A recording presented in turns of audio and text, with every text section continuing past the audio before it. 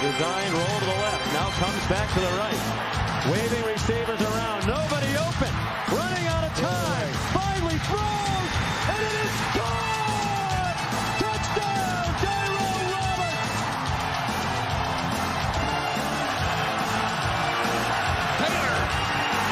He stopped. Notre Dame wins.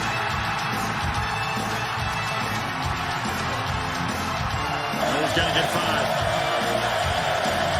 Ducks rush only 3. Wants to have all day. Tries to escape. Circles back. Still alive. Loses the football. Ball comes out. It's scooped up by the Ducks. And Tony Washington streaking to the end zone.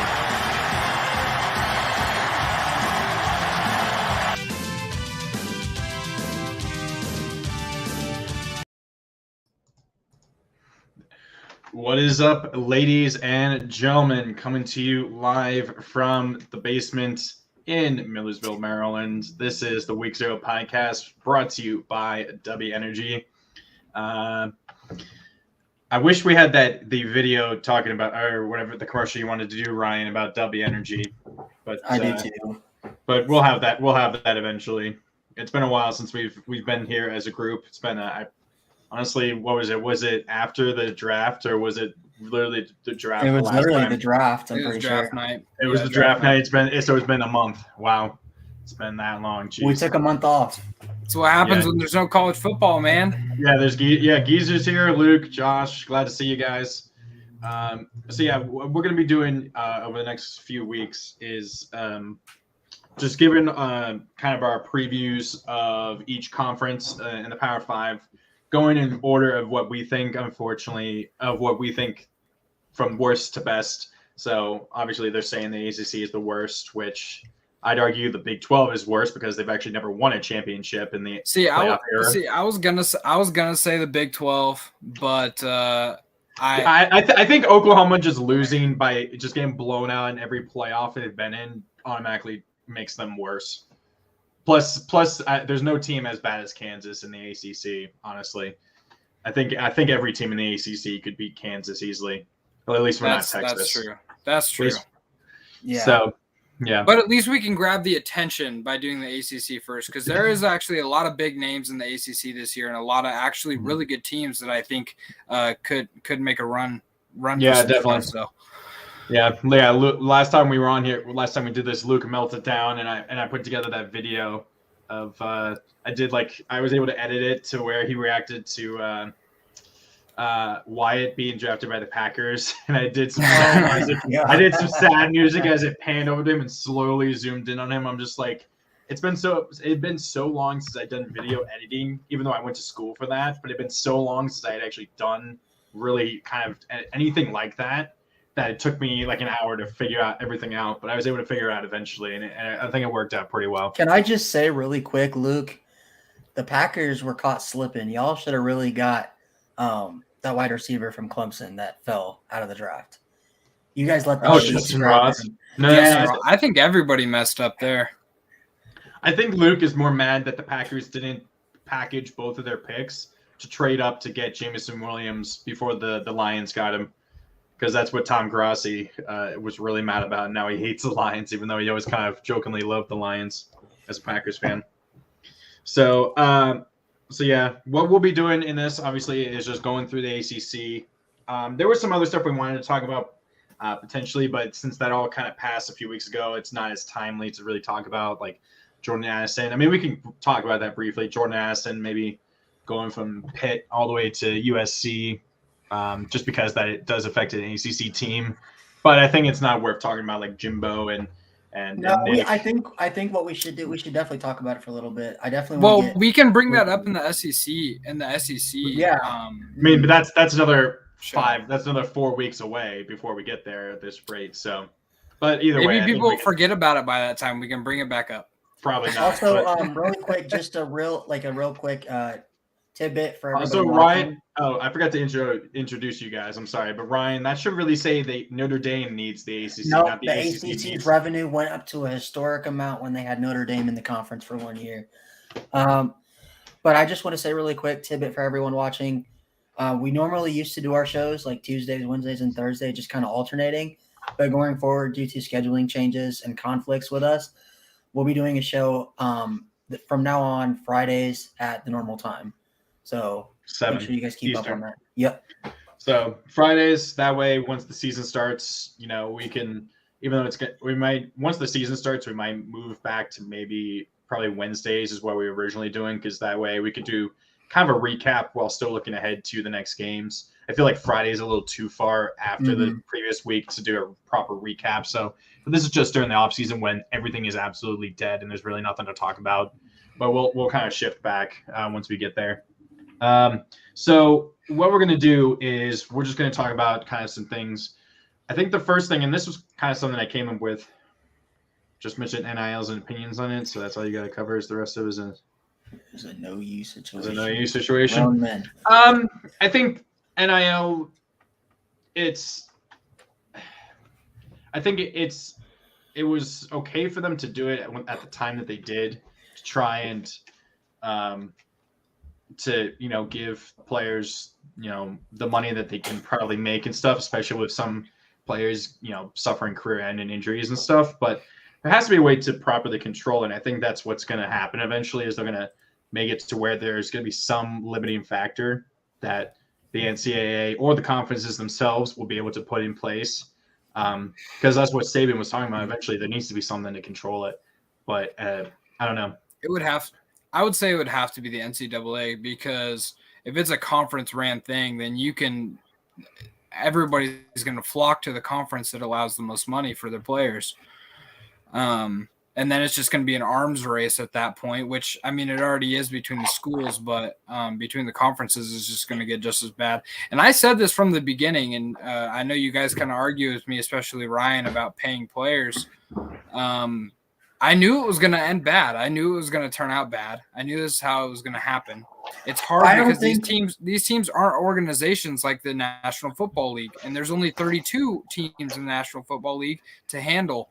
So, I mean, there is a way that they can make it better, and I think there is a way that they can figure it out to help these kids. But the way that it's going right now, I had a feeling that it was going to go this way, and it's really sad to see. I still think USC is garbage, and they're going to lose 5+ games next year. We'll get to that in the Pac-12 show, but the NIL stuff, I mean, Saban's got a point. I think the SEC has been doing it for years, no matter what. But Saban does have a point. But you're not going to A&M unless they're paying you a bag, man. Lucas, let's not act like Alabama has been paying players under the table for years. Oh, they have for sure. But like, I mean, that's the thing. I don't have a problem with Saban saying it because he's not wrong.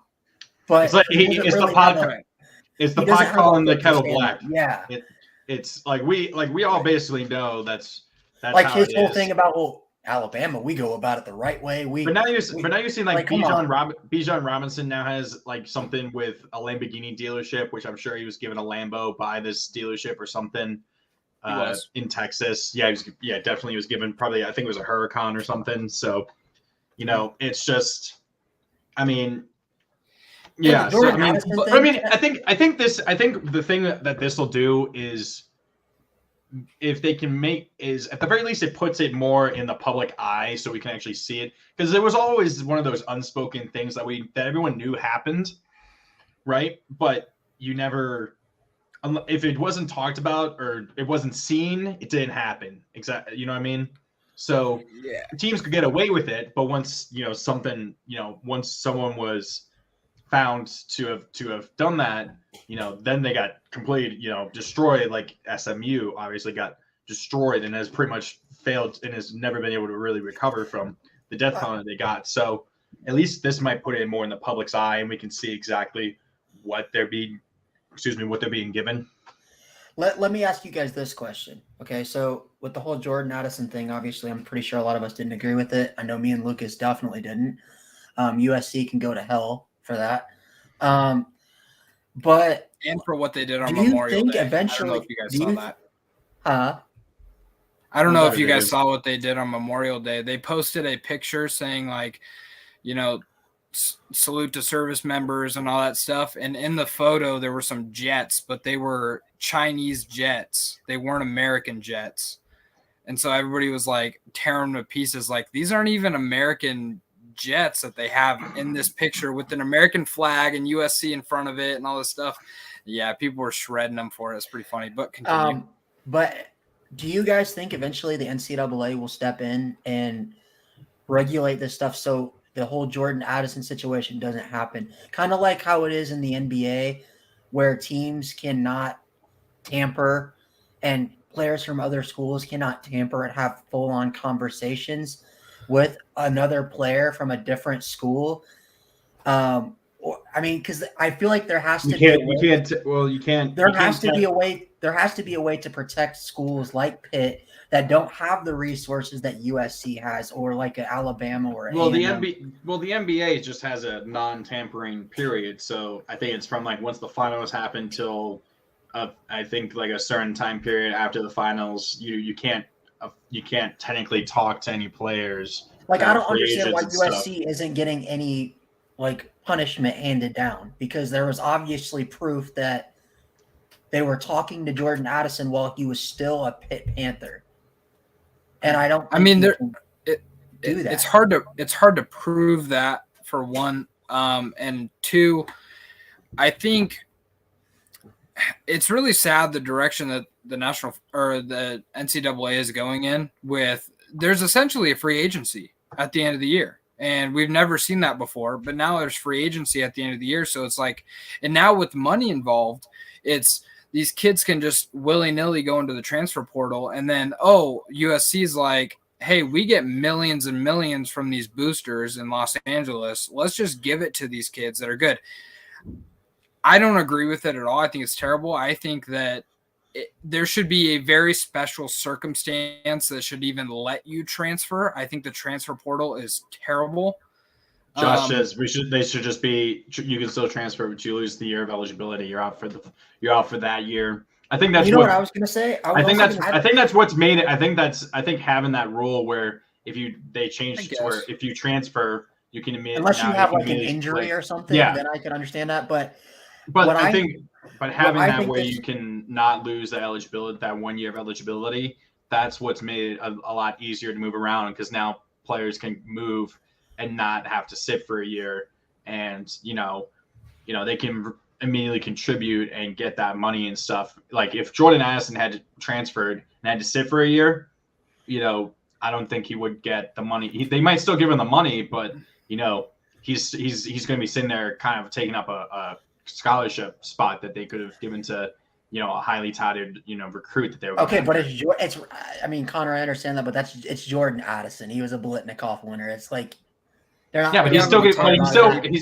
still be sitting there doing nothing, and he's not helping the team in any way. A full year. What I'm scared of is this, like the whole thing that happened with Jordan Addison. If this continues down the path it's going, we're not going to have any more Cincinnati's or Coastal Carolinas or these smaller schools. It's going to make the separation between Bama, Ohio State, you're already in there. It's going to make that gap even bigger because, say we might have a Coastal Carolina, and then you see Grayson McCall have a great season like a couple years ago, and then say, a team like Ohio State needs a quarterback, and they're like, Grayson McCall was a great freshman for Coastal Carolina. Let's send him a bag and take him away from Coastal Carolina. Well, it's going to change now because to be able to offer that. Because Cincy is going to be moving to the Big 12, along with BYU, Houston, and UCF in 2 to 3 years. So it's going to be a little bit different because we're also on the verge of seemingly another major conference realignment where we're going to see Cincinnati join, Power 5 conference. Coastal's probably going to move up from one of the lower tier Power 6 or Group of 5 conferences to probably one of the upper ones. Maybe not like the AAC, but something right maybe now, a little bit higher. What they're in is probably the best conference right now, when in terms of Power 5. You mean Group of 5? Yeah, Group of 5. I mean, I don't know. It's just such a it's just gonna. I mean, it's something It's that's disgusting. It is tarnishing the sport. And I don't know how. I don't understand how hard it is for them. I understand that there weren't rules put in place at the beginning, but it seems very simple to me to make it so whatever NIL contracts these kids are signing now, yeah, they can make a lot of money. I mean, you look at Bijan Robinson getting the Lamborghini deal is going to make a lot of money, but that's outside of the program. That's outside of Texas. Now you got all these other players that are getting these NIL deals with like some made up company from Texas A&M that doesn't even exist, but so it's from the conference or the actual school. That's what I don't understand, why we can't have something put in place to where these kids can only have an NIL contract with something that is completely outside of the school itself. Well, the NCAA just, like I sent you guys that article about a month ago after Brady Quinn announced that he was doing something that's technically through Notre Dame, but not through Notre Dame. It's kind of like a hush-hush thing. And right after that, they started that was when the NCAA said they're going to start investigating these NIL deals to make sure that none of these people are actual boosters and haven't. Yeah, that's the biggest thing. If if it's coming directly from the school or from boosters, that's my biggest issue. If it's just a company that wants to give this player that money to, make to get that, build upon their clout that they have as a star player, that's different. But once the USC, if USC is directly talking to Addison, is promising him this amount of money from their coffers that they have, that's when I have a problem. But it bothers me. But if it's just a company that wants to do it with this particular player, I'm somewhat okay with it. I'm 100% okay with it. Unless you have like, and as an Oregon fan, a lot of these guys, like Noah Sewell specifically, he makes a lot of money from Nike. He makes a lot of money from Nike and through NIL stuff. But I don't think you should be able to.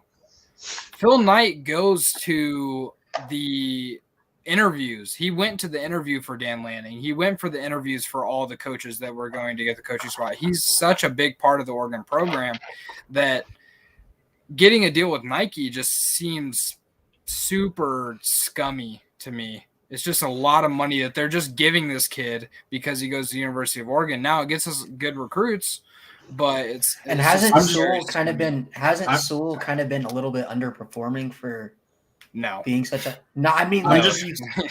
he's our best player on our defense by far. I'm just surprised that he was better than Kayvon.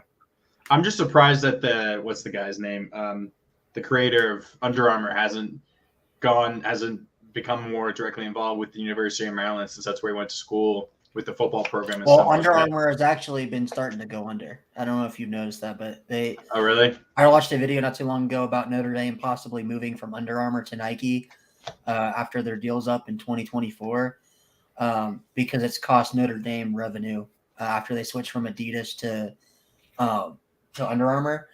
Under Armour's actually lost a lot of profit. The only thing keeping them afloat right now is Steph Curry's shoe. That's literally the only thing. That's really? Them and the Rock. And the Rock, probably. Really, I didn't know that. Damn. Which that would suck to see, because like at the very least, like they provide a lot of like the local schools in my area. Like they provide a lot of the local high schools with their uniforms for all their sports and stuff. So like that'd be terrible to see. And I'd love to see a Notre Dame Nike jersey. I'd love to see what Nike would do with the blue and gold. And okay, we're done. I think it's we've spent 20 minutes talking on that, or 15. So I think it's time for to move on. We spent a little bit more time on it than I wanted to talk about. That is not a topic I wanted to spend that much time on, unfortunately. So what we're going to do is actually the next thing we're going to go to is, I saw this on Twitter asked to specifically Virginia Tech fans, actually, by someone, but it was 3 things that Virginia Tech fans wanted their team to achieve that did not include winning their conference, winning a national championship, or going undefeated, right? So I just thought we could quickly give 3 things we wanted our teams to do that did not include any of those things. And I guess, do you guys want to go, or do you want me to go first? Because well, Lucas, you want to go ahead? I can go first. That's Okay. fine. So I would say my number one thing is seeing a huge increase on the defensive side. And I think in terms of production, stopping these high-powered offenses that are coming out now with USC, we'll see how that goes. With Dan Lanning and Tosh Lupoi coming in, I think our defense should be really good. But it's hard to tell at this point. We got a lot of young guys, and my number 2 thing also has to do with our defense, and that's Justin Flo. I want Justin Flo to play a full season. I think he only played like 1 game in 2020, 1 game last year. Last year in the Fresno State game, he had 15 solo tackles in his only game he played in. So I want to see him play a full season, man. I really want to see what he can do because he could be better than Noah Sewell, honestly. And then my last one is just, I would say, building something that we haven't seen since Chip Kelly was there. A fast offense, a solid defense, winning a lot of games, not losing a lot of games. It's something that we really haven't seen since Chip Kelly. Obviously, Mark Helfrich had, a few good years, but Chip Kelly really built that team, and then Helfrich just kind of rode along. I just want to see it come back. I think Dan Lanning can do it, but I also thought that Willie Taggart could do it, and then he was gone. I also thought that Mario Cristobal could do it, and then he choked so many big games and then took off for a worse team. So those are my top 3 things I want to see out of the Oregon Ducks this next coming season. Okay. So I'll go ahead and go next.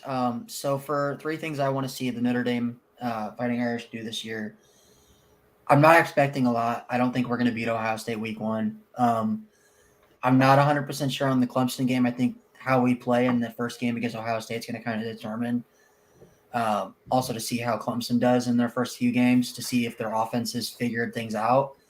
But the first thing I want to see is Tyler Buckner's growth.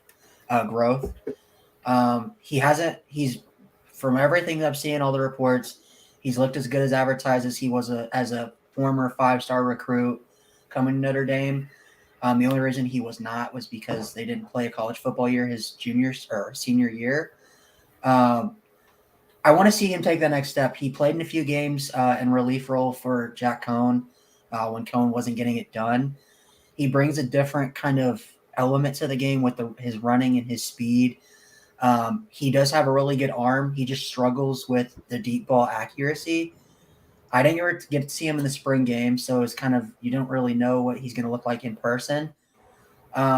He's expected to be the starter, but I want to see that next step to where he goes into Ohio State, doesn't necessarily win the game because I don't think we're going to, and I don't expect him to in his first official start, but just take his talent to a new level and take that Notre Dame offense to a different level.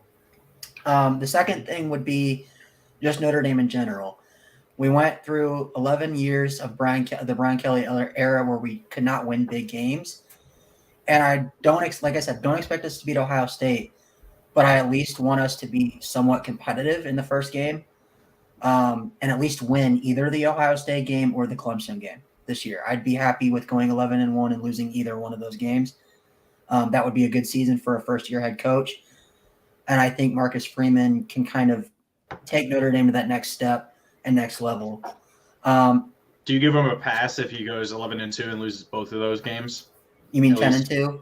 10-2. Yes. It depends. Like, yeah. If they get blown out in both games, is that then an issue? I would kind of be a disappointment, but it's also his first season and it's not his players. Like, he hasn't got his full recruiting cycle in. But like Young I'm quarterbacks too. Yeah, I'm going into this season being realistic. Like I was kind of like last year. I didn't feel like we were going to do anything with Jack Cohn. I was actually surprised we went even 11-1. You should have lost But- the Virginia Tech game. Yeah, we should have.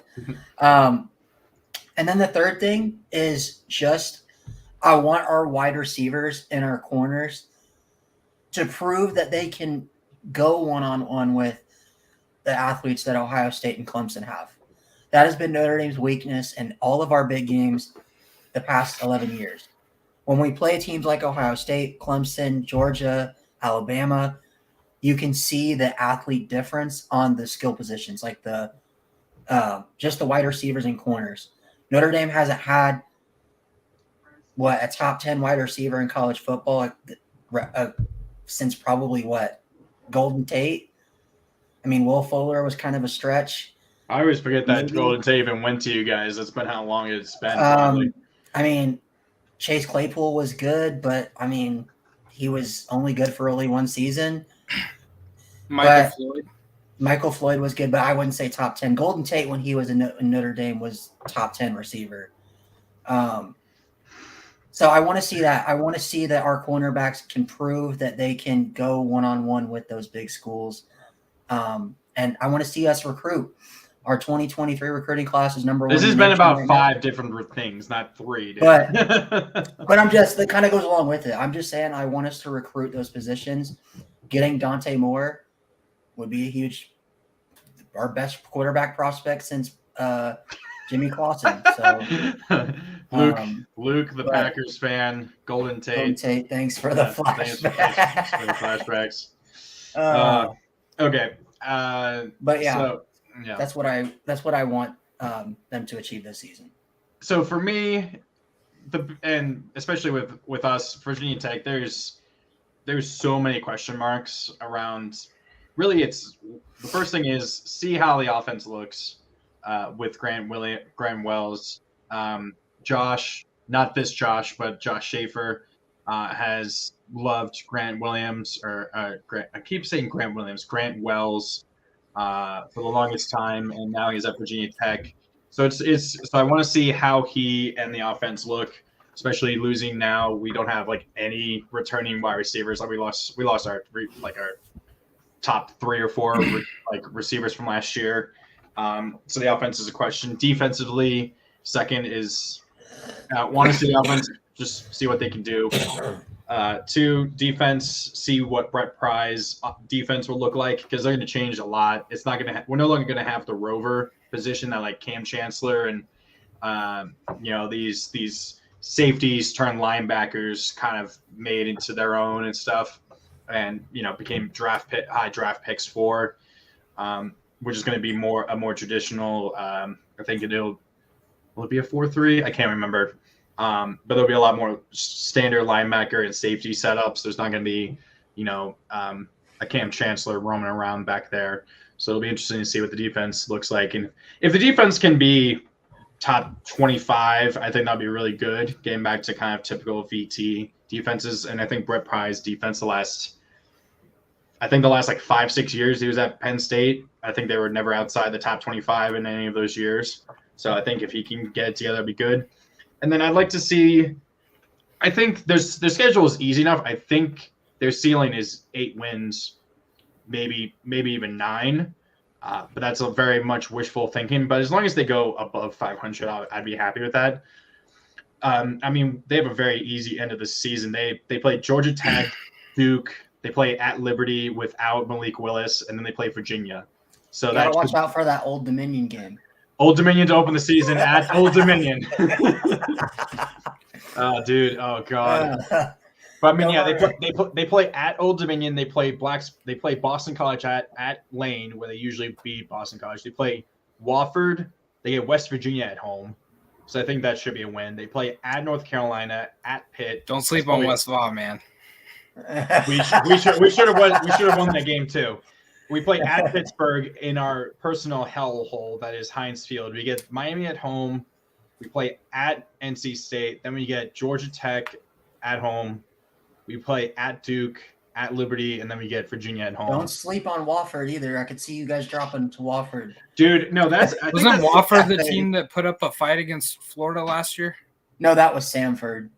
Oh, that's right. Okay. Oh yeah, But Wofford is an FCS school. But yeah, no, that's the thing for Virginia Tech is we just don't want if we see Brett Pry lose any game to in-state rival to any in-state team like Old Dominion. I don't think Wofford's not from Virginia, are they? I can't remember. But if we see them, lose to Old Dominion, Liberty. Wofford is from Wofford. So yeah, we play 4 games against teams that are inside that are in the state of Virginia, and they really shouldn't lose any of them. I'm going to say this real quick, But if they do, I guarantee you, Brett Pry will already on the hot seat. He would start feeling the hot seat. I will say this though, I think that first game against ODU on the road, I think that's going to be a close game. I'm not saying you guys are going to lose, but the pressure is going to be on, especially. I don't think it's going to be close. No, it shouldn't be. But don't get me started thinking. That's what people said a couple years ago when that happened too. Yeah, and I mean, literally the first play of the game was like a 70-yard touchdown run by us. I'm like, oh, this is an easy blowout. But then we lose to them, and we're like, why the hell did we ever schedule them to play at them? It's like the old East Carolina games we used to play with them. God, I hated that. We agreed to do a home and home series with them for like 10 years, and we would lose. We lost like 3 or 4 of the games, including 1 or 2 at home, and we were just like, we don't want this anymore because our team is looking like trash against them, which we were, unfortunately. But yeah, that's how it was. Hey, Connor. Nice. So you don't want to hear this again? Oh God. Uses last time. Sharks are a minute 34 away from one of the biggest upsets in college football in years. Oh, is that the touchdown that clinched it? They were going to take a knee instead. They scored again on you guys. Oh, I remember that. Yeah, Oh yeah, they threw it for the touchdown just to go for the kill shot. I forgot about that.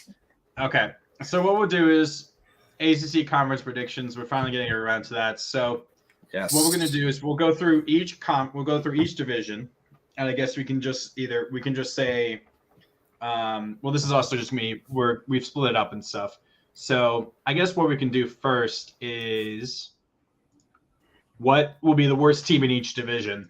We have Atlantic, we have Boston College, Clemson, Florida State, Louisville, NC State, Syracuse, and Wake Forest for the Atlantic. Go ahead. We're going to do the Atlantic first. Let's do the Atlantic. Yeah, we're going to do the Atlantic first. Okay, I'll go ahead. Worst team in the Atlantic. Man, I think I'm going to go with – it's kind of a toss-up for me between Syracuse and Louisville. Because I think that Florida State's going to actually take a little bit of a step up. I was going to say Florida State, but Malik Cunningham is still the quarterback at Louisville, right? Malik Cunningham is still at Louisville, so he'll at least give him a win here and there. I think Dino Babbers is on the hot seat going into this season. Unfortunately, after how good that season was.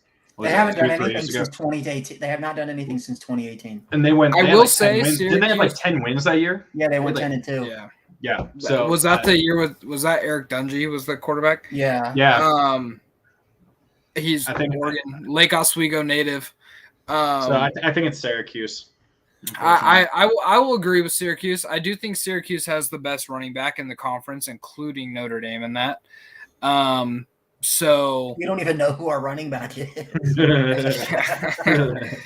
So I'll give them that. But I mean Boston College isn't very good either. I don't think. No, they still. There's. I think Phil Jurkovec he's still there. Yeah.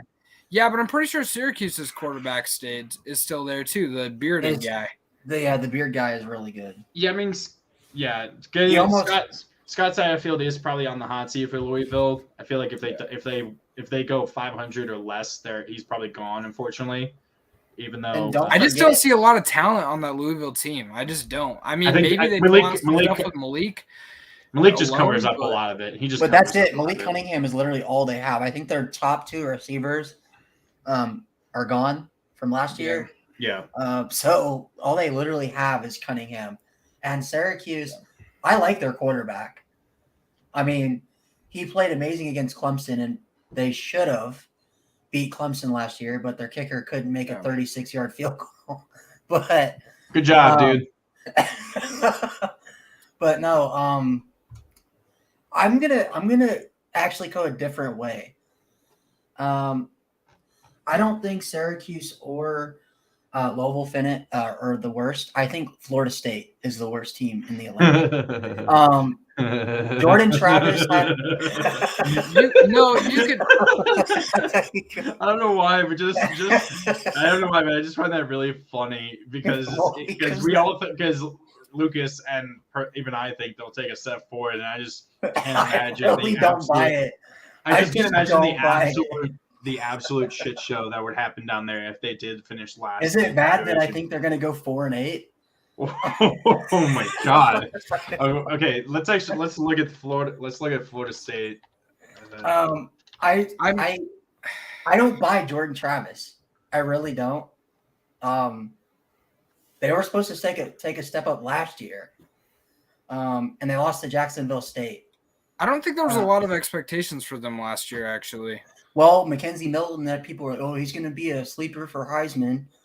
I think, the thing with Florida State, where Florida State screwed themselves was playing such a beautifully played, great first game of the season against Notre Dame. It was such a great game, and everybody was like, oh, dude, we know that Notre Dame is good. We know that Notre Dame is good, so they put up such a good game against Notre Dame, and it screwed themselves because they weren't a good team. Oh my god, yeah, for Florida State, the guy proposed to his girlfriend after they lost to Jacksonville State. I forgot about that. Oh my god. Well, and remember, there was actually girls that were tweeting to petition against sleeping with any of the football players until they won a game. And remember the guy asked his teammates after the game to go to their wedding reception, and they all said no. And the infamous TikTok, of course, of that guy dancing in the locker room. I know everybody's seen it. Really? TND posts it every other week. Okay, Coastal. So wait, let me just give you Florida State's schedule. They play Duquesne, which that's probably a win unless they crap the bed against Florida, like Jacksonville State, but that's the opener. Then they play LSU in New Orleans. That's a loss. They play at Louisville. They have two off. They have 2 breaks. They have 2 bye weeks actually. They play Boston College at home. They get Wake Forest at home. They play at NC State. They get Clemson. They get Clemson at home. They play Georgia Tech at home. That's probably a win. Georgia Tech beat them last year, and Jeff Sims is actually pretty good. Yeah, right. Georgia Tech doesn't have their best player anymore. No, Jeff they don't. Sims is going to take the next step. Trust me. They play at Miami, at Syracuse, they get Louisiana Raging Cajuns at home, and then they get Florida at home. What, have you gotten 1-11 or something? What the hell, man? They could actually go 2-10 based off that schedule. It's crazy. No, I mean, I fully could see. I mean, it's crazy. I could see if it goes based on last season. That's maybe LSU, Wake Forest, NC State, Clemson, Miami, Louisiana, and Florida. That's 6 losses right there. So that's 6-6. If you go based off of last year, how the teams were. I don't think they're beating Syracuse, and that game's at Syracuse. Okay, we'll move on. We'll move on to the Coastal. Coastal is Duke. Oh, we have their offensive coordinator too at Florida State. I will say though, Florida State does have Micah Pittman now, and Micah Pittman is a stud, man. So he could end up. Making going back and forth? Are we going back and forth to each division?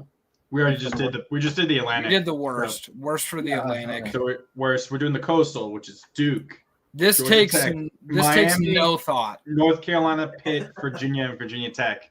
This takes no thought. Duke is by far the worst team in this. By far, it takes zero thought. Georgia Tech, I think, is going to be bad too, but Duke is the It's worst, really right? sad because David Cutcliffe had gotten them to a spot that we never thought. They're the Kansas of the ACC is what Duke is in football, pretty much. They're the Vanderbilt of the conference, unfortunately. They were good for like 2 years. But they can actually still put up a decent fight and get a win here and there, kind of like Kansas can. But I think they could probably go 3-0. They could probably Duke is kind of like the Northwestern of the ACC. They're a really smart school, and they'll have a really good season randomly in football every once in a while, but then they just kind of crash and burn after that. Yeah. So yeah, I mean, Georgia Tech just losing their best player, whatever the running back to Alabama. I could see that also. I could definitely see that. Maybe them. After that, really, it's probably a dogfight between Miami and we'll have to see how Pitt goes with Keaton Slovis, but I think those are probably the top two. North Carolina without Sam Are we Howell. looking at the top teams? I don't know. I'm just kind of saying out loud. I don't know.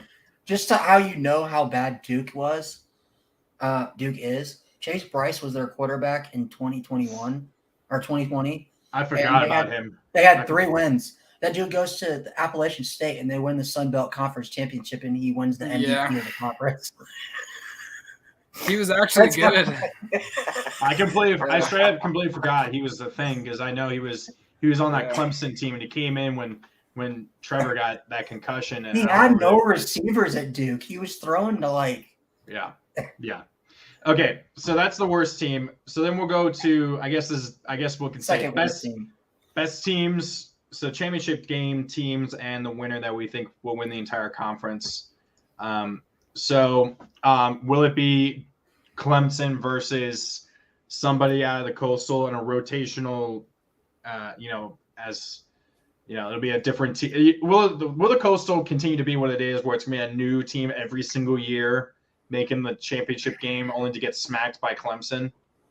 Or will Pitt will Pitt with Keaton Slovis, but without Jordan Addison, actually somehow repeat in the Coastal? I'll start this. I'll start this by saying that the Coastal is significantly better than the Atlantic. Because really it's Clemson and nobody you really else. Think so? I really do. I really do. I mean, I could see that. I'd be willing to say Miami, North Carolina, and Pitt are probably better than almost every other team in Y'all are sleeping on NC State. Everybody has as a top 10 team. I mean, you were the one who was getting mad about them being in the top 10. I'm just joking because they're not a top 10 team, but everybody wants to put them in the top 10. Yeah, you were pissed about that. Yeah. I think the best two teams in the entire conference are probably Clemson and Wake. I would say I would say probably Clemson and Wake. I think that's gonna those will be the two teams fighting for the Atlantic. Probably that'll be the two. Yeah. Coastal, Miami is getting a lot of hype with Tyler Van Dyke at quarterback after how he played. And then Pitt, we'll have to. I don't know how they're going to do with Keaton Slovis. And then North Carolina, they don't have Sam Howell, and they don't have the same weapons. Watch Mario Cristobal go to Miami and win the ACC championship in his first year. Jesus Christ! As long as Miami, that's the funny thing. Miami has not won the conference since moving to the ACC. They have not won a conference title in football. They've been in the game, right? The conference championship game. I don't think they even made the game yet. Maybe they got destroyed by Florida. Yeah, they did. They got smashed by Clemson. They got smashed by Clemson when they won that year when they were like 11-1 or something, and they were like top 2 or 3 in the country at one point. Yeah, and then they got smashed by Clemson. That crazy defense with Greg Razoo. Was that the first year with the turnover chain? The turnover chain. That was the first year with the turnover chain, and they got smashed. No, they weren't 11-2. They were 10-2 because remember they beat Notre Dame and blew us out on national TV. Oh yeah, they did. And then the next week they lost to Pitt. At Pitt. No, but that's where Pitt is. Pitt at playing at Heinz Field seems to be like the worst place to play for any team that's like It highly scares ranked. me anytime Notre Dame plays Pitt and it's at Pitt. So, I think Virginia Tech playing at Pitt, that is like Virginia Tech's personal hellhole. Like there have been games where Virginia Tech has been destroyed by Pittsburgh in Pitt, like destroyed. Like it's ridiculous. I think that was like 2018. There was like 59-14 or something. It was ridiculously stupid. So I think I said it wrong. I think I said it wrong earlier. I think I said that the Coastal was better than the Atlantic. You're saying the Atlantic? I don't know much about the Coastal? ACC. The Atlantic is significantly better than Coastal. That's what I was trying to say. It's not even close. It's genuinely not even close. The best two teams, I think it's Wake Forest and Clemson, but I see the championship game coming down to I think it's a toss-up between Miami, Pittsburgh, and Virginia Tech. Why do I throw Virginia Tech in there? I throw them in there because they have a new coach. Teams don't really know what to think. Teams don't know how good Grant Wells can really be because I think he can be phenomenal. They got some good transfers in the transfer portal, especially a receiver. I can't remember his name off the top of my head. That's Jaden Blue from Temple. Yeah, the kid from Temple. Yeah, he's a stud. Virginia Tech just got. I genuinely think that they could make a run for it. Virginia Tech just got the 2020 Conference USA Player of the Year. So yeah, if I had to put money on it, that's great. That's Grant Wells, right? Yeah.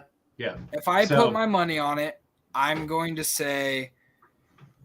I find that hilarious if it was genuinely. I'm going to say Clemson and Miami. I think that'll be the conference championship game, and I think it's going to be a blowout again. I think that'd be hilarious if it was Virginia Tech. That'd be an exact repeat of what happened in 2016 in Fuente's first year.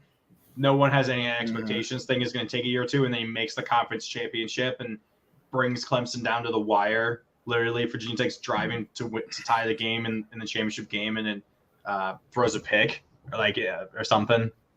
So yeah. Lucas, didn't you say Wake Forest was going to have a down year?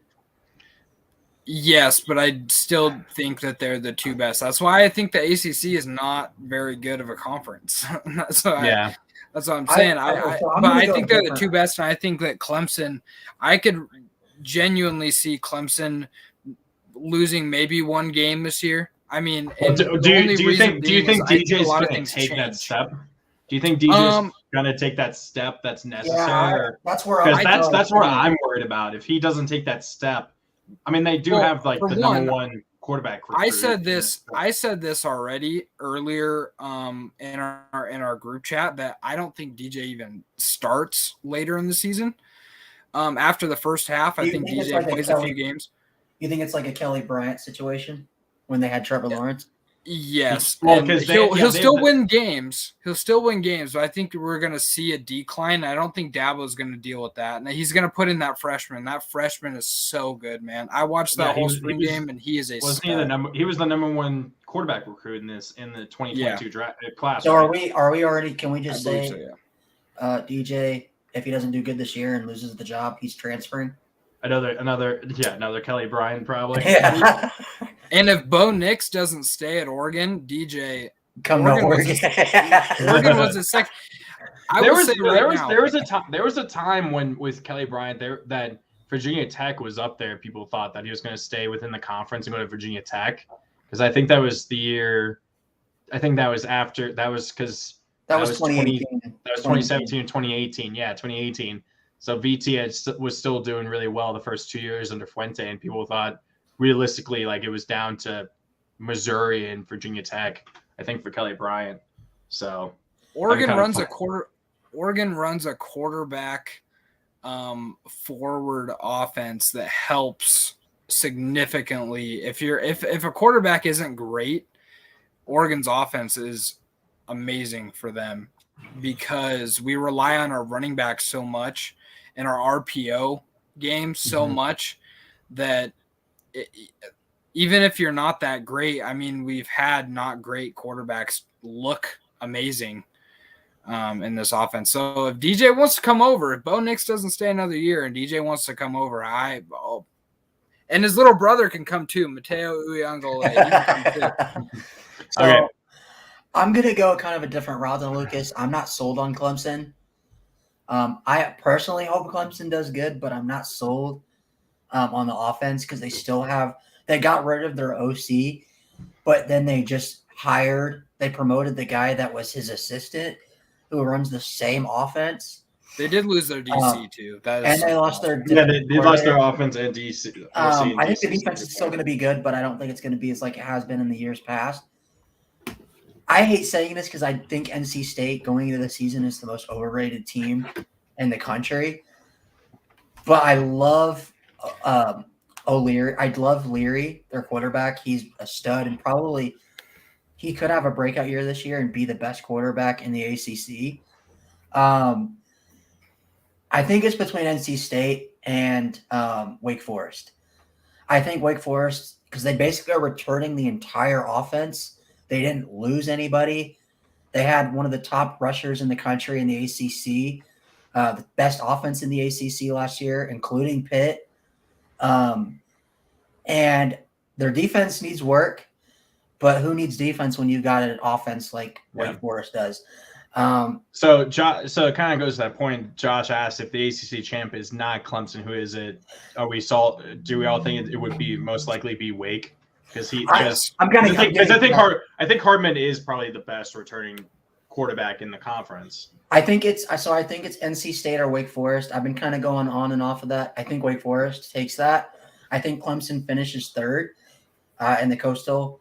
Sorry, Andrew. But I think Wake Forest. I doubt he's watching. Wake Forest. I think they're in there. And then on the other side, I'm going with Lucas. I think it's between Miami and Virginia Tech. I'm not sold on Pitt. Pitt lost their best wide receiver. And they have no weapons on the outside. Slovis, who's a quarterback we don't really know about. Who was kind of off and on at USC. Yeah, exactly. And he had better wide receivers at USC than he has now at Pittsburgh. Mm-hmm. Pittsburgh also lost in majority of their defense to the draft. Yeah. I think a lot of people are hyping them up to be really good this year. I think they're a borderline 7-6, maybe 8-4, or 7-5, 8-4 type team. Pitt. I think Virginia Tech and Miami. I really like Grant Wells. I liked him when he played at Marshall. I watched a few of his games. I mean, the real deal. I mean, the schedule for VT, there should be realistically. There's at least, if everything comes together, there could be 8 wins there. And you guys could go 9-3. You guys could go 9-3 and still have a shot at making the ACC title. I mean, that like I said, the final 4 games is Georgia Tech, Duke, Liberty, and Virginia. That should be. You guys still have Blackshear? Do we? No, I don't think so. I think he was a senior. But I will say a sleeper to watch out for would be UVA because Brennan Armstrong is really, really good. And they're returning basically their entire offense as well. So they would be. Oh no, we have this dude named Bryce Duke. I forgot about him. He was like one of the top running back recruits we went after, and he was really big for us. But yeah, so I think So I think it's Miami. I think Miami just takes it because I think Tyler Van Dyke is just. I mean, I've been seeing Van Dyke be projected as like a top, Heisman and then like a top 10 pick. But so I'm going Miami, Wake Forest, and the Natty, and not in the Natty, and the ACC title game, and I got Wake Forest winning that. I think Sam Hartman's just too good, and I think that offense is just too explosive. I think, and this will go into it. I think if DJ can't improve at all, I think Clemson might not be able to make it. I do think it could possibly be Wake. Like I said, Hartman's probably the best quarterback still remaining.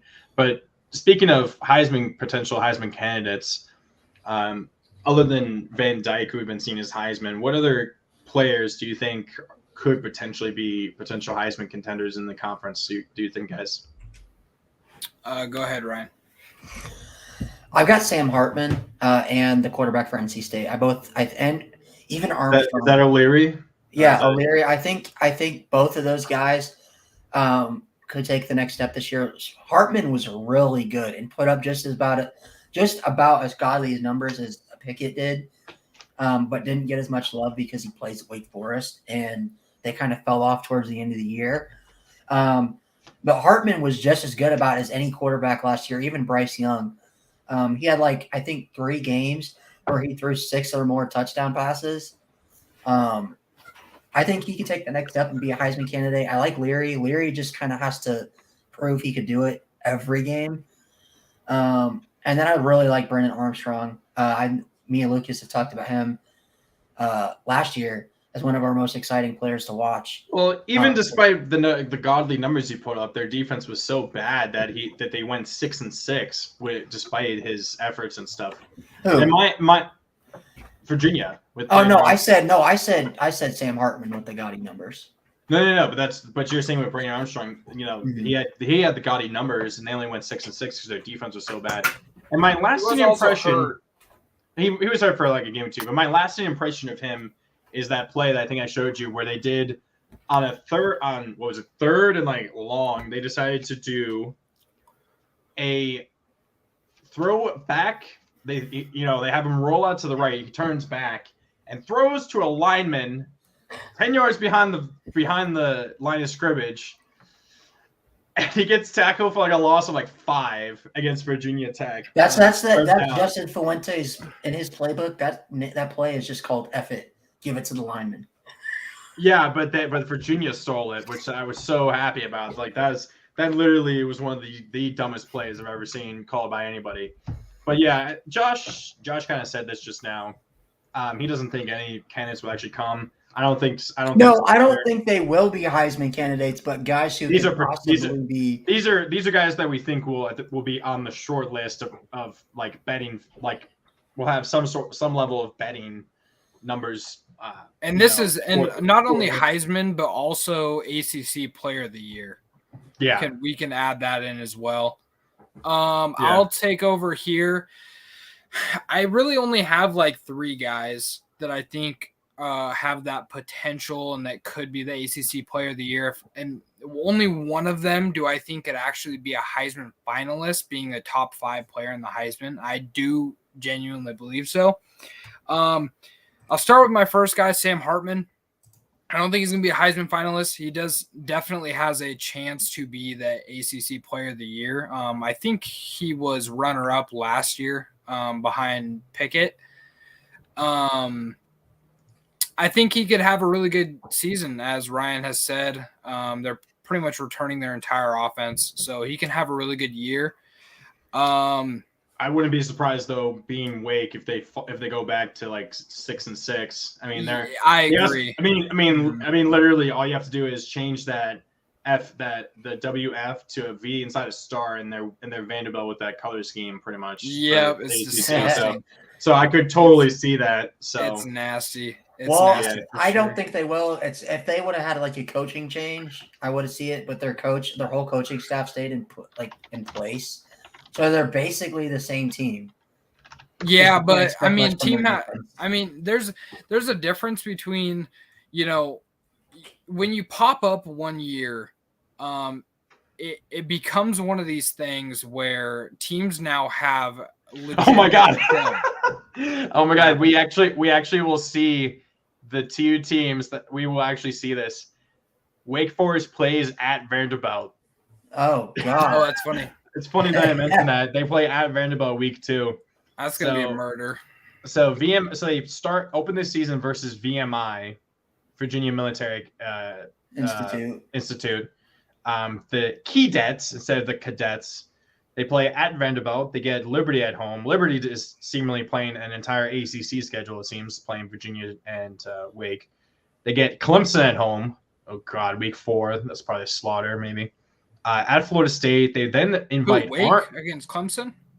Yeah, well, maybe at home, that might even the playing field. Last year, it was at Clemson, so that was a little bit tough of a game. Yeah. They get Army visits Wake. Ooh, that could actually be a tough game because Wake Forest has no defense. and we've seen I mean, Army. it was the score. I think was like 70-56 last year when they Yeah. played. but that was Wake. remember. Wake won like 70-56 at Army. Yeah. Then they That get might be an Boston- upset alert. Then they right get there. Boston College at home, at Louisville, at NC State, North Carolina at home, Syracuse at home, and then finish the season at Duke. I also think people are Well, sleeping. I also let me think people are finish this. sleeping on Boston College. Just Phil Dracovic coming in this year. He still don't has his Zay Flowers is still there, right? Or did he get drafted? I think he's no longer there. I don't know. Go ahead. Boston College is like they're like mid-tier, maybe bottom tier team. And they always are. They always have been. They were really good in 2020. I thought you were about to say when Matt Ryan 2020 was doesn't- there, and I was going to have some. I'm just severe saying, no, like, flashbacks. 2020 doesn't Dracovic got count. hurt. 2020 is such a ridiculous year. It doesn't count. I don't count. Well, it. they played. Um, They played last year without Phil Dracovic for like half the season. Maybe Yeah, I Virginia Tech, still but that don't- wasn't I s- saying much.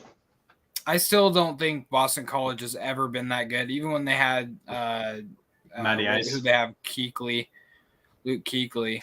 Where they had Matty Ice, It's not- and they were. They weren't really that good when they had Kuechly. They Meh. just had a really good defense. But so I got Hartman. I think my next guy is got to be Armstrong. I know he doesn't win a lot of games. Boston College is more better Christians than Notre That's Dame. funny. I only liked Boston College kind of last year because they had Tyler Vrabel, which is Mike's son. But I got to go with Armstrong just because of, everything that we've already alluded to.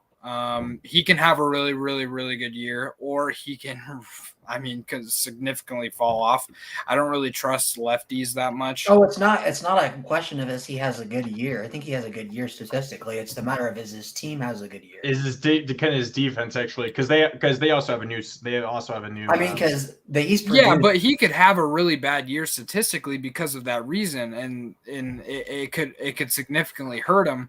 But if he is healthy and his team can play well, I think that he will have a really good year. He won't be a Heisman candidate, but he could be an ACC Player of the Year. But I think my Heisman candidate, who I actually think could finish in the top 5 this year, and my ACC Player of the Year is Sean Tucker, the running back from Syracuse.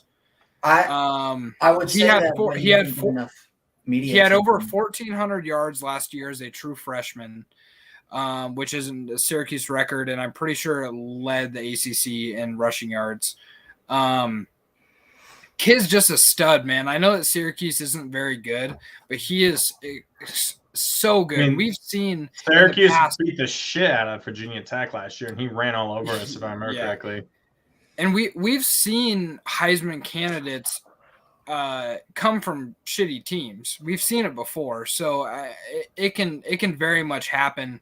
Sean Tucker being up there, and I do have him in my at least preseason top 5 Heisman guys. Ooh.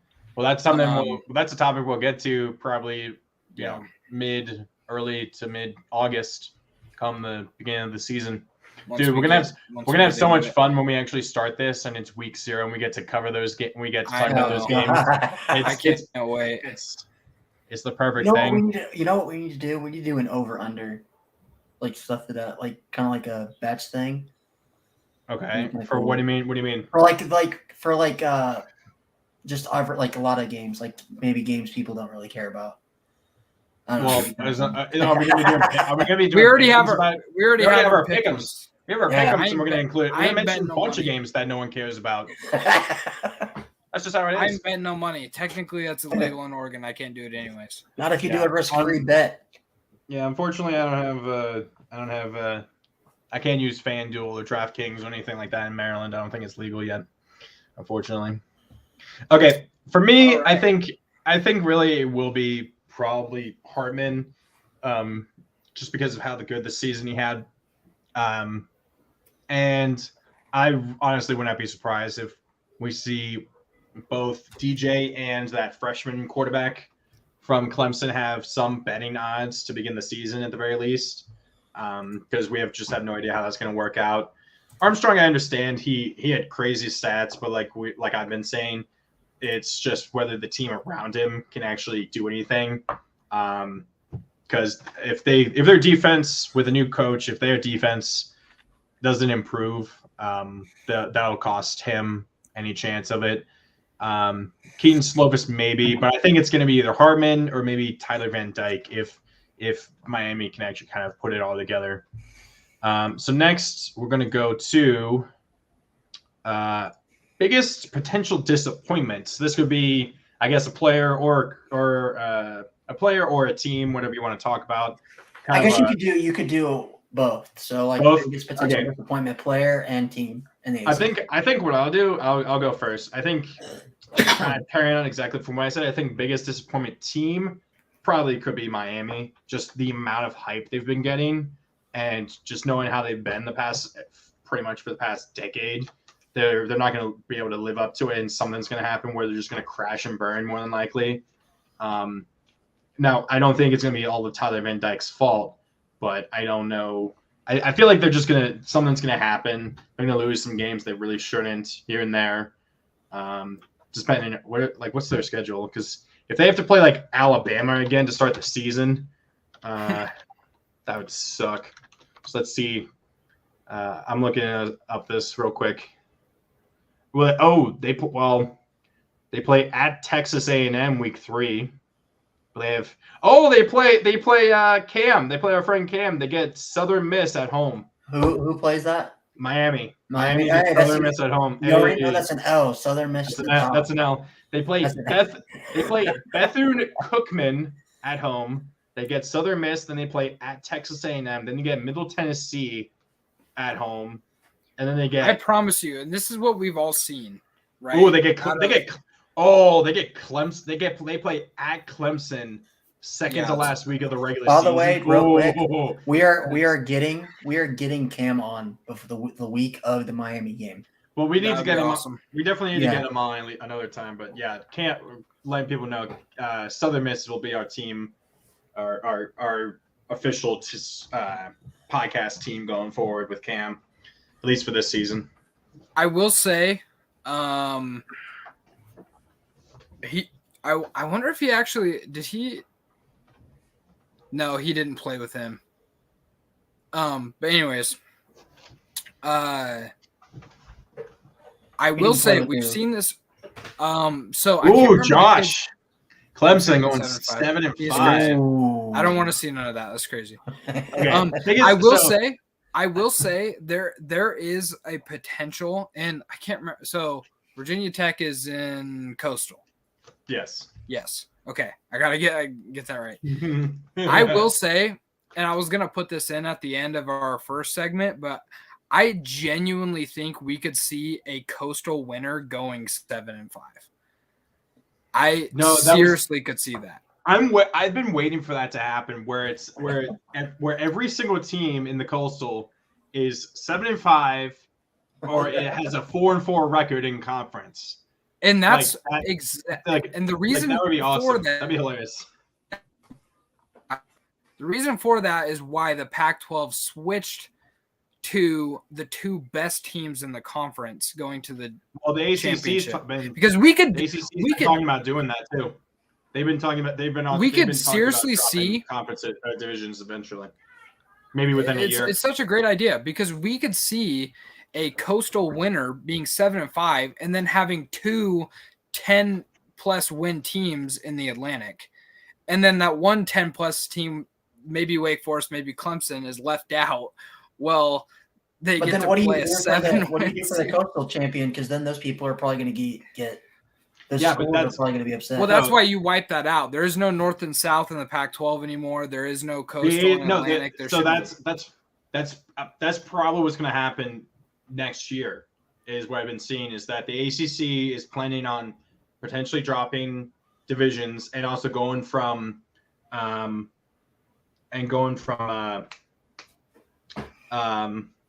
what the hell is the word? Going from the scheduling format they have now, where you have like one cross team that you play every year, and then you have like a rotation. You play 7 games against your or 6 games against a team in your conference or in your division. You get one team that you always play against from the other division, and then you rotate between the other ones. So instead, they're going to go to, I think it's called a 3-3-5. You have 3 non-conference, 3 permanent rival teams. So probably for Virginia Tech, it'd be like Virginia, Miami, and people are saying Boston College. I don't think it should be Boston College. I think it should be Georgia Tech. Just keep that Tech going. And then you'd play 5 against – you just rotate between 5 teams every year. So I like that a lot. So instead of playing Clemson every 6 years, and it takes 12 years for Clemson to play games at Lane Stadium, you get Clemson every 3 years, or you get Clemson every like 2 years or something, and then it's every 4 years you get a home game against them or something. You know what I mean? Or you rotate, or it's. You I know like what I that mean? a lot. Like, And I think that should keeps it. I don't know. Switching to that in the Pac-12, if they're doing that exact thing, it sounds right. It should be, I think, it should be Oregon. For one, Oregon and USC should play every. Oh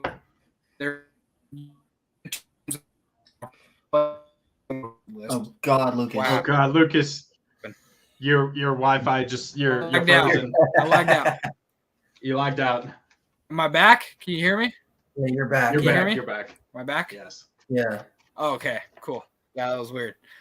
No, I think USC and Oregon should play every year. I think obviously Oregon State, you got to keep the regular rivalries in there.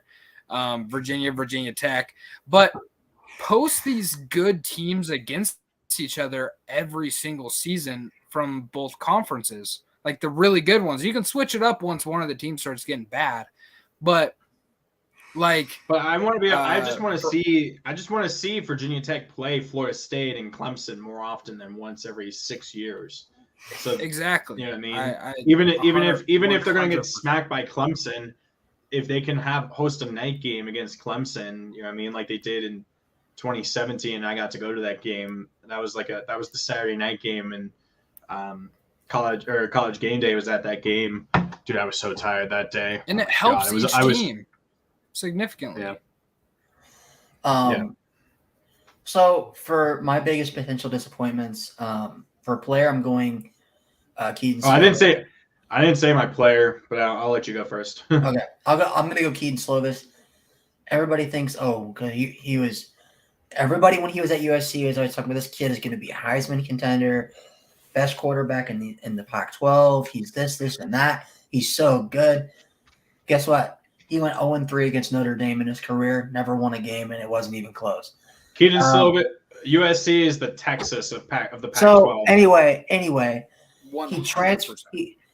he transfers to Pitt, and he's got the same story. Oh, he's gonna. Has he really been there for? Was he really at USC? Yeah, he was a starter 3 years. He started he played Notre Dame as a freshman his first year, like when he came in for. He was really 3 years. Oh my God!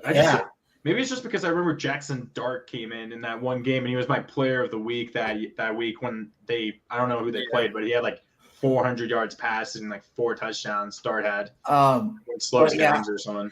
I don't get this notion around him. It's been around him his whole career that he's going to be really good. He had some good games at USC, and then he had some really terrible games. So I don't see that changing going to Pitt, where he has a lot less to work with. And he also has a really bad injury history the last couple of years. As you can see, the knee brace down there. Yeah. So Josh, real quick, says Clemson going to lose to Wake, NC State, Florida State, Notre Dame, and South Carolina or Syracuse. That's actually. Oh God, Clemson fans would. Dude, if they, I think they'd just be more pissed if they ever did lose to South Carolina again. Spencer Rattler just talking crap. Dude, that'd be hilarious. Dude, I honestly would be. I would laugh my ass off if they actually did. Is that game? Is that Clemson this year? Right? I could see Spencer. Oh, it Rattler. is. I could see Spencer Rattler pulling a Baker Mayfield and going to get the South Carolina flag and planting it in the Clemson logo. Oh, dude, could you imagine that's like Dude, that ends the God. streak? Yeah, Because they have 36 straight games at home. And they have a 30. Yeah, it's like a 36-game home winning streak, which is the longest in the country right now. Oh man. And South Carolina beat them at fantastic. home. Woo. Okay, Connor. I'm just glad. I didn't do my team though. Okay, okay. do your So team for real the quick. biggest potential disappointment for team, I'm gonna go. Clemson here. I think Clemson is still gonna have the offensive woes. I think their defense is still gonna be pretty good. I'm kind of with Josh on this one. I think they go 8-4, 9-3. I think best case scenario 10-2. But I kind of have them in that 8-4, 9-3 kind of area. So yeah, that's kind of my biggest disappointment for this year. I think the same thing that Lucas said happens. I think DJ starts slow. They play the freshman, but this freshman, let's be real, is not Trevor Lawrence, and not many freshmen, no matter how highly touted they are, and no matter how highly touted they are, struggle when it's actually their first college game and a college start. So yeah, give me the Clemson Tigers for the biggest potential disappointment for 2022. Okay, so I said Miami, and then my player is also DJ Uiagalelei. But does he really have a lot of expectations? Yes, he's projected a top 5 pick in next year's draft. Okay, well, we don't listen to PFF or whoever the heck. I'm just saying, like, he has expectations. This is a solid pick for Connor, I think. He's not mine, but just he never looked good last year. He just never looked ready. He hasn't looked good since the Notre Dame game. Oh yeah, he hasn't played since the Notre Dame game until last year. Oh right, because that was Trevor didn't play in that game in 2020, right? He threw for like 500 yards. DJ threw for like 500 yards and was crazy. It was like really good or something. Yeah, I think it's DJ. Unfortunately, it's just the expectations of being at Clemson, and just his performance this past season was just so bad and inconsistent that I just don't think he's gonna be able to take that next step. And I think the guy, whatever his name is, I think it's Cade something, is gonna be the starter by the end of the year. Side note, I think it's hilarious that the two of the most disappointing quarterbacks in college football, Bo Nix and DJ Uiagalelei, got their starts and got a lot of excitement from their starts against Notre Dame and Oregon. Just putting that out there. Yep. DJ's going to transfer to Notre Dame, and he's going to disappoint for you guys next year. I don't want DJ. He hasn't looked as bad as DJ. DJ at times. No Knicks can look really, really bad though. No Knicks can look bad. DJ was a borderline, like he was borderline. Let's send him down to like the FCS level and see what he can do. Like he was so bad last year, it was disgusting. I've seen Bo Nix play like that in a game, yes, but I've never seen him play like that for a full 12-game season. Clemson only had 10 wins because they're Clemson. Hey, DJ did go off against the Citadel, though. You can't lie. Oh, my God. Okay, I'm moving on to mine. So mine's actually on the same team. I'm going to go with Leary and North Carolina State. I think that they're not going to have a bad year. I could see them winning 9 games still, but their expectations right now in the country are 12-0. They're 12-0. That's what everybody thinks they're going to be. They think they're going to be 12-0, 11-1 or college football playoff. I've seen people even say college football playoff contender. Yes, and I'm like, college football playoff contender. I don't think it's going to be close. 9-3, 8. I think their floor right now is 6-6. Okay, I got their schedule right here. Okay, let's hear it. They open at East Carolina. That could be a lot. That maybe could be a loss. That's a win. That's probably a win. Yeah. They get Charlestown Southern at home. Okay, that's a win. 2-0. Texas Tech at home. Tyler Shuck is. You can't. I mean, he has some good years. Maybe loss. I'll give him a win there. 3-0. UConn at home. 4-0. At Clemson. 4-1. Oh. Florida State at home. 5-1. 5-1. Yeah. Okay. I'll give you 5-1. At Syracuse. Ooh, I that could would see him actually- dropping it. At Syracuse, I can see a drop because the Carrier Dome. Well, it's not the Carrier Dome anymore. It's called the JMA Wireless Dome. I hate that name. Carrier Dome is always better, but Carrier Dome is just like it's a nightmare. They're gonna 5-2. 5-2. Is it a Virginia Friday? Is it a Friday night game too, or is it a Saturday? No, it's a Saturday. Oh. At least that's what it is. Looks like they keep saying Saturdays, but they get a Friday night game at North Carolina to end the season. That's probably a loss. You know what? And actually, they get Virginia Tech at home. I could see him winning that game just because they came off a loss. They're gonna come out there, And it's a bye, and they have a bye in between. I will say though, They get a bye when it comes in to the between. NC State North Carolina game, with the exception of last year, NC State and North Carolina in their rivalry history, the last 10 years, 9 of the last 10 games played, the team with the worst record has won that game. Damn. Okay, Wow. they get Wake at home. 6-2, so 6-3. They They get lose to Boston. Wake. They get Boston College at home. That could be a tricky 7-3. game as well. 7-3 at Louisville, and then 8-3. and then at North Carolina 8-4. 9-3. I think they beat. Who's North Carolina's quarterback? No idea. I'll look it up right now as well. Yeah, I got 9-3. I think 9-3. I think that's still a disappointing year for them with Jesus their Christ. expectations. They have a guy named Jake May, Russell Tabor, Connor Harrell, Jacoby Cresswell, and Jefferson Boaz. Who in the hell are any of those? I have no idea, but those are the quarterbacks they have. Apparently, on Can the I just roster. say, I think it's really disrespectful for ESPN on the FPI to have USC and NC State as top 10 teams ranked ahead of Notre Dame and Oregon. Like, I mean, I just think Mother fricker back yonder, Blake Harris. I gotta call out Blake Harris for putting Oregon at number 22 on his list. I know that he said, okay, you guys can clip this. We need to have Blake come on and defend himself. No. So I know that he said before he said, things can change. This is way too early. He said things can change. This, don't get too butthurt about it. But I am butthurt. 22? Are you kidding me, Bo Nix? Dude. No. Hey, I have no problem with Blake Harris. He had Notre Dame as a top 10 But it's team. I'm cool with him. I mean, at least top 20. Okay. Okay, Lucas. Wait, have you given your biggest disappointment? Did you already give your team and player? Yeah, he gave NC State. Yeah, NC and then I State think the Leary, quarterback. I think he has a good year, but I think he just doesn't do well in the big games. I think it's going to struggle. Okay, biggest surprise. Go ahead. Player and team. Okay. Go ahead. I got VT getting more than 6 wins for the team, I like that. maybe. You guys go to the Duke's Mayo Bowl.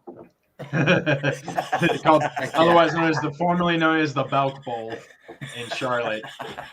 And then we play Arkansas and we fall behind 24-0 to them and then come back and win 35-24 like we did in 2016.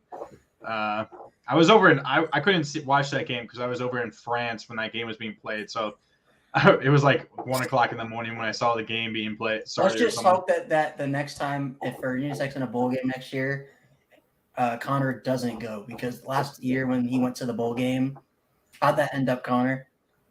Oh yeah, they played Maryland in the in the Pinstripe Bowl, and that was not very good. But Virginia Tech also literally had no team actually there. They literally were playing full backups because everyone was either injured or just decided not to play. Like Braxton Burmeister had already entered the transfer portal. They was playing kind of Brumwick, who you know what they've been doing? They've been playing Blumrick, who was a quarterback. They've been putting him at athletes, so they've been putting him at like wide receiver / like tight end. He's like where did Burmeister even go? Side note. Oh, San Diego State. San Diego State. That's right. He's from San Diego, so I'm not surprised. So yeah, but that was the biggest thing. That's also another thing I should have mentioned. I want to see that both this year and going forward, Virginia Tech have the same quarterback start multiple years, because literally Virginia Tech under Fuente never had a quarterback last more than 1 year. They literally went. it's really hard to come by in college football nowadays. I mean, Oregon had a before, but after Mariota, we got really lucky. After Mariota, we had like transfer, and then God, you're breaking up again, Luke. now we're. Oh, am I? Oh God, Lucas. We good? Yeah, we're good now. Maybe. Jesus. Okay. Are you using like your phone's Wi-Fi or something? Yeah. No. Okay. So yeah, Virginia Tech is my surprise team. Surprise player. Should I just go with Grant Wells, or I don't know if I should go with Grant Wells. I feel like I should go with somebody else. I don't know. I'll go with Wells. F it. No. I'll go with Jaden Blue, the wide receiver we got from Temple. 1,000 He yard was receiver. supposed to go to Notre Dame. I'm mad about that. He was supposed to. Why? Notre Dame was really heavily recruiting him From Temple, and then he was like a two-time. He had like 2 times had 1,000 yards at Temple. So I think it'll be really good. Hey, we got the kicker. That's cool. And Luke, and Lucas, you were saying you watched the Virginia Tech spring game, and I watched it too. And Wells was making some really good throws and stuff. Like he was making some darts. He was. Oh God. Oh my. Oh no. You're gonna have to restart. Lucas, are you there? I was just saying he was throwing. Oh my God.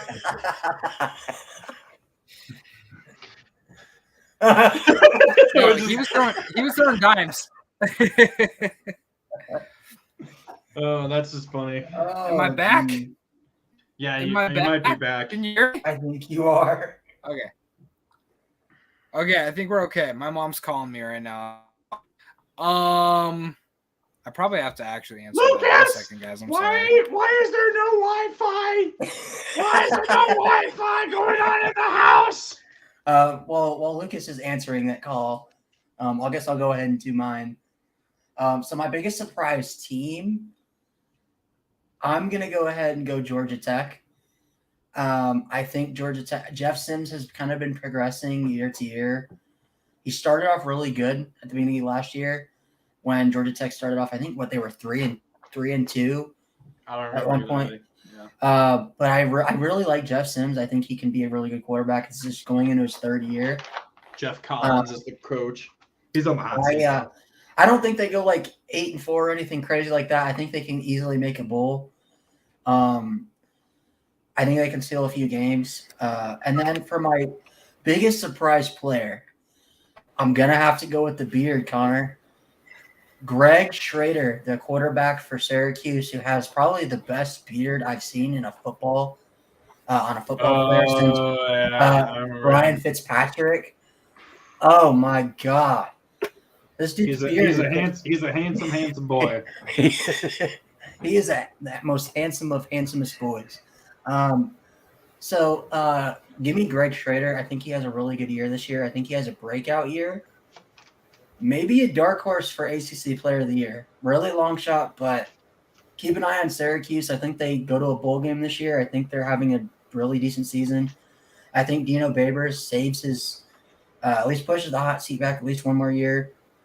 So, yeah. Cool. My biggest surprise team of the year for the ACC is Florida State. And that being because their expectations are at an all-time low for their team. Do I think they're going to be like this 10-win team? No. I think they end up going probably 6-6, maybe 7-5. Their ceiling is 8-4. But a 6-6, 7-5 season no longer is they've been the past 2 years. No, it's no longer a bad thing for Florida State. It's no longer a bad thing for Florida State. So if they can get back up there, especially after losing Kenny Dillingham, their offensive coordinator, to Oregon, I think that they're still going to come back and do decent. And my surprise player, as my dog walks up on my couch, My surprise doggy. player is going to be. I'm going with Grant Wells as well. I really am. He does have a lot of expectations, so it's not going to be too big of a surprise if he does really well. But I think he's going to take it over the top.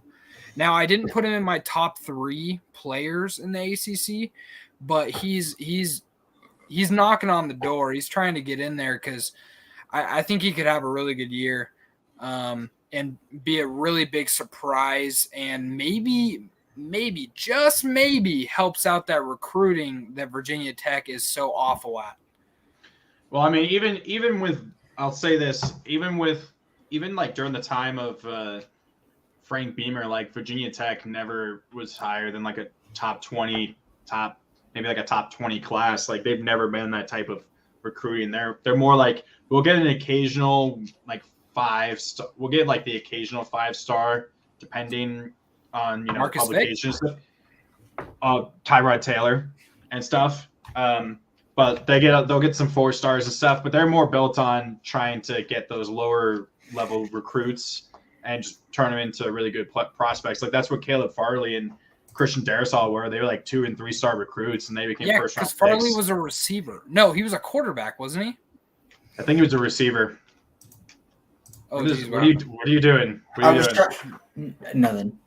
Yeah, I'm pretty sure. I think Farley played quarterback, but then in high school, and then he was recruited. Yeah, that's right.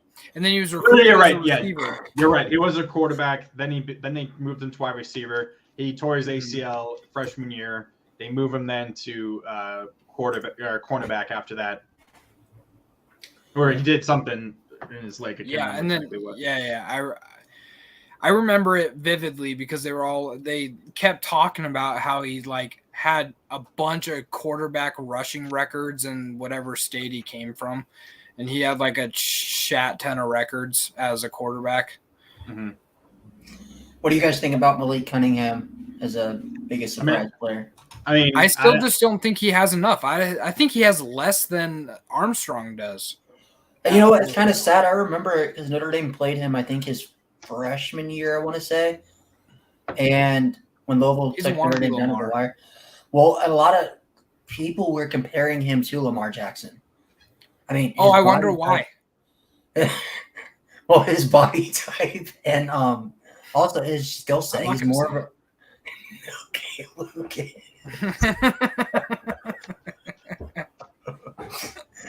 Oh, okay. Connor knows what I'm talking about. Honestly, I'll admit right now, I was reading something, so I did not hear it at all. What you said. That's okay. You didn't need to hear it. You don't need to hear it. He's dollar store Lamar. Lamar. Pretty much. That's what you can say Basically, about Malik. That's funny. Jeez. But yeah. Okay, let's wrap this up, guys. We're at an hour and a half. We're pushing our old numbers that we used to have. So what is our next? What conference are we doing next? The Pac-12 or the Big 12? Big 12. Big 12. Big 12. We will do the Big 12. Come on, but we know the Pac-12 is weak. It's not as weak as the Big 12. Let's chill out. Come on now. Outside of Oregon and Utah and maybe USC, Cal is probably close to Duke in many areas. No, they're not, dude. You have such a weird understanding Cal of how is good Cal terrible. Is. Cal isn't even the worst team in the conference. Who's the worst team in the conference? You realize that Arizona's won 1 game in 3 years? I understand that, but outside of Arizona's probably worse than Duke then. Arizona is worse than UConn and Vanderbilt at this point. Yeah, at least those teams have actually won a game like the last 2 years. Yet they get so many 4 stars. I don't understand it. They've had it's the jerseys, Lucas. It's the jerseys. I don't get it. They do have good jerseys. They stole a receiver from Oregon. 2 of them actually. 2 4 stars. Well, Lucas, why are you mad? They just want to go to Arizona to lose games.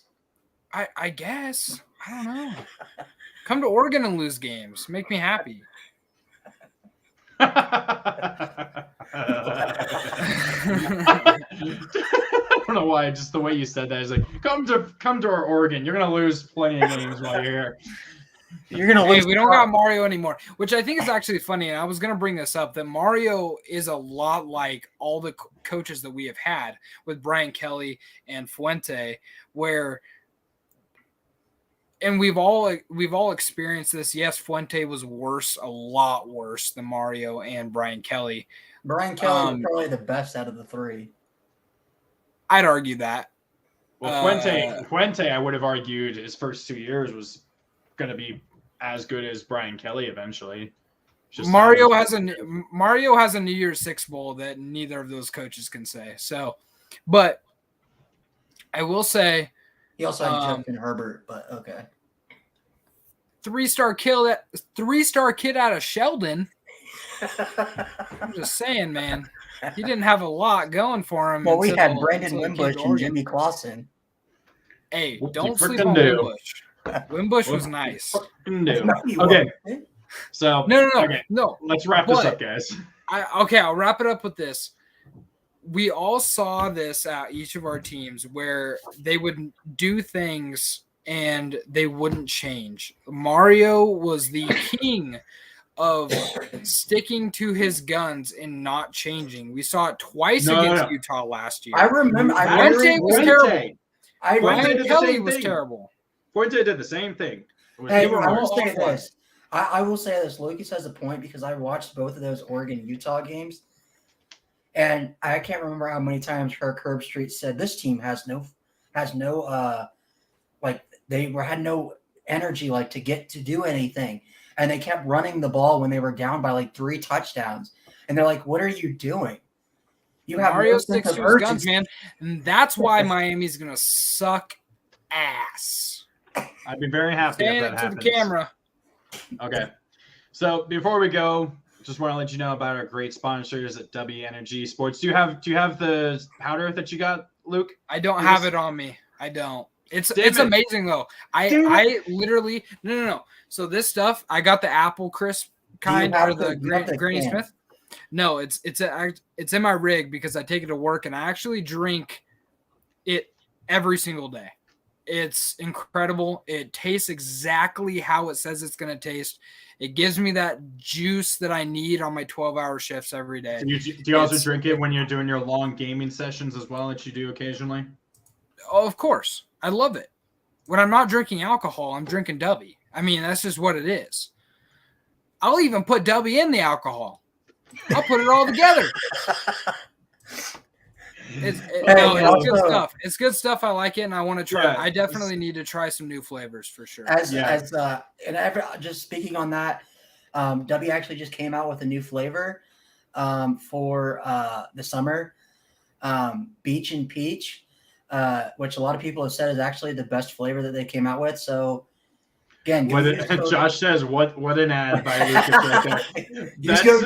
We should just cut that and just say, "I didn't even put it in the alcohol for what I needed." We're just also. I learned from the best. Taylor Lewan. No free shout outs.